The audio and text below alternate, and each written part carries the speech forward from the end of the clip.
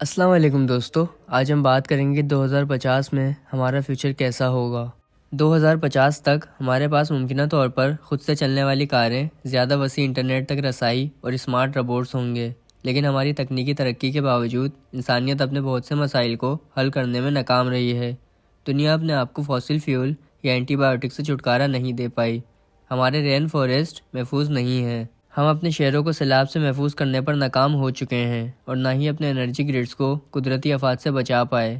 2050 صرف چند دہائیوں کے فاصلے پر ہے۔ دنیا کو بڑے مسائل کا سامنا ہے۔ سائنس اور ٹیکنالوجی کو مستقبل کی خوفناک حقیقت کے قریب آنے سے پہلے بہتر بنانے کے حل پر توجہ دینے کی ضرورت بہت زیادہ ہے۔ 1950 میں صرف 750 ملین سے کم لوگ شہری علاقوں میں رہتے تھے۔ آج یہ اعداد و شمار 4 بلین سے زیادہ ہو چکا ہے، جو کہ دنیا کی آدھی آبادی سے زیادہ ہے، اور یہ تعداد بڑھنے کا رجحان جاری ہے۔ 2050 تک تقریباً 6.5 ارب لوگ شہری علاقوں میں رہیں گے۔ آسمان کو چھوتی آبادی ممکنہ طور پر ٹی بی سے لے کر فلو تک متعدد بیماریوں اور وائرس کے تیزی سے پھیلاؤ کو فروغ دے گی۔ کم ہوتی ہوئی پانی کی سپلائی اور ناکافی صفائی سے صحت پر منفی اثرات مرتب ہوں گے۔ دیہی علاقوں کے مقابلے شہر دنیا کے تقریباً 3/4 توانائی استعمال کرتے ہیں اور اتنی ہی مقدار میں عالمی کاربن کا اخراج پیدا کرتے ہیں۔ لہٰذا شہری آبادی میں اضافہ توانائی کی ضروریات پر بھی دباؤ ڈالے گا اور مزید آلودگی پیدا کرے گا۔ ممکنہ طور پر ہوا کو سانس لینے کے لیے زہریلا بنا دے گا۔ OECD کی ایک حالیہ رپورٹ کے مطابق 2050 میں دھوئیں اور کورے میں پائے جانے والے چھوٹے ذرات، کاروں سے عام طور پر خارج ہونے والے زمینی سطح کے اوزون اور تعمیراتی سامان میں زہریلے اجزاء بڑھ جائیں گے، جس سے ہر سال 60 لاکھ سے زائد افراد ہلاک ہوں گے، کیونکہ گندے آسمانوں کے علاوہ گرم موسم کیمیائی رد عمل کو تیز کرتا ہے، جو بہت سی آلودگی پیدا کرتے ہیں۔ ان ٹاکسن میں سے ایک زمینی سطح کا اوزون ہے، ایک ایسا کیمیکل جو پھیپھڑوں کے اندر موجود نازک ٹیشوز کو ڈیمیج کرتا ہے اور سانس لینے پر کھانسی، جلن اور سانس لینے میں دشواری کا باعث بنتا ہے۔ ہندوستان میں جہاں یہ مسئلہ خاص طور پر بہت زیادہ ہے، OECD کا اندازہ ہے کہ ہر 10 لاکھ میں سے تقریباً 130 افراد اوزون کی وجہ سے قبل از وقت مر جائیں گے۔ آج 1 ارب لوگ پانی تک رسائی سے محروم ہیں اور 2.5 ارب لوگ دنیا کے ان خطوں میں رہتے ہیں جو پانی کی کمی کا شکار ہیں۔ Water Footprint Network کا کہنا ہے کہ 1 ارب افراد روزانہ پانی کی قلت کا سامنا کرتے ہیں، تاہم 2050 تک یہ تعداد بڑھنے کا امکان ہے۔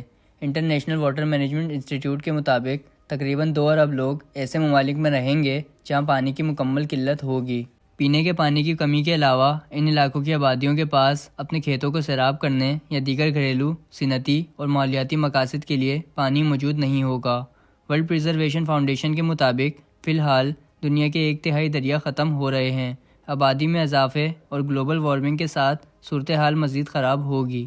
جھیلوں اور ندیوں کے خشک ہونے سے کاربن ڈائی آکسائیڈ اور میتھین جیسی گرین ہاؤس گیسز ہوا میں خارج ہوتی ہیں، جو ممکنہ طور پر موسمیاتی تبدیلی کو بڑھاتی ہیں۔ پانی کی کمی کی وجہ سے دنیا کو مزید خشک سالی کا بھی سامنا کرنا پڑے گا، جو ممکنہ طور پر 2050 تک جنگل میں لگنے والی آگ کو کم از کم دگنا تباہ کن بنا دے گا۔ اقوام متحدہ کی ماحولیاتی شاخ کی 2010 کی رپورٹ کے مطابق اگر دنیا اپنی موجودہ شرح پر مچھلیوں کے شکار کو جاری رکھے تو 2050 تک مچھلیوں کے تمام ذخیرے ناپید ہو سکتے ہیں۔ اس مسئلے سے نمٹنے کے لیے اقوام متحدہ اور یورپی کمیشن سمیت کئی تنظیموں نے بعض مچھلیوں کی نسل کو پکڑنے پر حدیں لگانے کی کوشش کی ہے۔ ہمیں اس بات کا کوئی اندازہ نہیں ہے کہ یہ تبدیلیاں انسانیت کو کیسے متاثر کریں گی۔ تقریباً 3 ارب لوگ اپنے پروٹین کا 5واں حصہ مچھلی سے حاصل کرتے ہیں، جو اسے گائے کے گوشت سے زیادہ اہم ذریعہ بناتا ہے۔ یہاں تک کہ ہم سمندری چیزوں سے بنی بہت سی دوائیں بھی استعمال کرتے ہیں۔ دنیا بھر میں 10 سے 12% لوگ اپنی روزی روٹی کے لیے مچھلی پکڑتے اور آبی زراعت پر انحصار کرتے ہیں، جس کا عالمی برآمدات میں تقریباً $129 بلین کا حصہ ہے، جس میں سے آدھا ترقی پذیر ممالک سے آتا ہے۔ مجموعی طور پر سمندر ہر سال تقریباً $3 ٹریلین کی مالیت کا سامان پیدا کرتے ہیں۔ اگر ہم تباہی کو روکنے کی توقع رکھتے ہیں، تاہم ان صنعتوں میں کام کرنے والے 20 ملین سے زیادہ لوگوں کو اگلے 40 سال میں دوسرے کاموں کے لیے تربیت دینے کی ضرورت ہوگی۔ فی الوقت انفیکشن جو اب ان دوائیوں سے ختم نہیں ہوتے جو ہم کبھی استعمال کرتے تھے، ایک سال میں 7 لاکھ افراد کو ہلاک کر رہے ہیں۔ 2050 تک یہ تعداد ہر سال 10 ملین اموات تک پہنچ جائے گی۔ دنیا بھر میں ڈاکٹر اور فارماسسٹ اینٹی بایوٹکس آزادانہ طور پر اپنے پیشنٹس کو دیتے ہیں اور دنیا بھر کے کسان انہیں اپنی فصلوں پر آزادانہ طور پر استعمال کرتے ہیں اور انہیں جانوروں کی خوراک میں شامل کرتے ہیں۔ اس آزادانہ استعمال کی وجہ سے اینٹی بایوٹکس ہمیشہ سے موجود ہیں۔ جب تک اینٹی بایوٹکس کی مانگ میں کمی نہیں آتی، یا ان کے استعمال کو کم نہیں کیا جاتا، ہم ایک ایسی دنیا میں رہنے کے لیے تیار ہیں جہاں لاکھوں لوگ انفیکشن سے مر جائیں گے جن کا علاج کرنا ناممکن ہوگا۔ اگرچہ آب و ہوا کی تبدیلی سمندر کی سطح کو بلند کرنے اور درجہ حرارت میں اضافے کے لیے مشہور ہے، لیکن یہ طوفانوں کو بھی کہیں زیادہ شدید بنا دے گی۔ جیسے جیسے زمین گرم ہوتی جائے گی، زیادہ پانی کے بخارات جو کہ طوفانوں کا ایندھن ہیں فضا میں داخل ہوں گے۔ National oceanic and atmospheric administration کی اسٹڈیز کے مطابق یہ مجموعہ 80 سال میں سمندری طوفانوں کو 300% سے زیادہ طاقتور بنا سکتا ہے۔ جیسے جیسے سمندر گرم ہوتے جاتے ہیں اور شمالی سمندر کی برف پگھلنا شروع ہوتی ہے، سمندر کی سطح بھی بلند ہو جاتی ہے، جس سے پوری دنیا میں سیلاب کی تعداد بڑھ جاتی ہے۔ پانی کی اونچی سطح، زیادہ طاقتور سمندری طوفان اور پوری دنیا میں توانائی کے استعمال میں اضافہ بجلی کی بندش کا باعث بنے گا۔ امریکہ میں نیو یارک اور فلاڈیلفیا جیسے پرہجوم شمال مشرقی شہروں میں اثرات سب سے زیادہ خراب ہوں گے۔ 2050 تک وہاں 50% سے زیادہ لوگ عارضی طور پر بجلی سے محروم ہو جائیں گے۔ نیو اورلین سے کنیکٹیکٹ تک بلیک آؤٹ کی تعداد بڑھ جائے گی۔ آج وہ ممالک یا فوجیں جو عام طور پر 2 ڈائمنشنز میں حملہ نہیں کرتے ہیں، ہیکنگ کے علاقے میں آنے لگے ہیں۔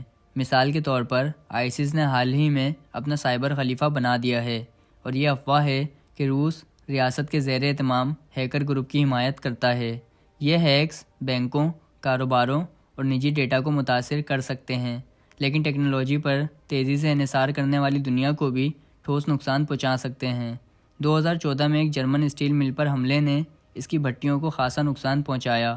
1 سال پہلے سٹکسنیٹ وائرس نے ایران کے نیوکلیئر سینٹریفیوجز کا 5واں حصہ تباہ کر دیا تھا۔ ہمیں چاہیے کہ ہم سائنس اور ٹیکنالوجی کی مدد سے اپنی دنیا کو بہتر بنائیں تاکہ ہماری آنے والی نسلیں اس دنیا میں سکون سے زندہ رہ سکیں۔ اگر ہم اسی طرح چلتے رہے تو ہمارا آنے والا وقت بہت برا ہو سکتا ہے۔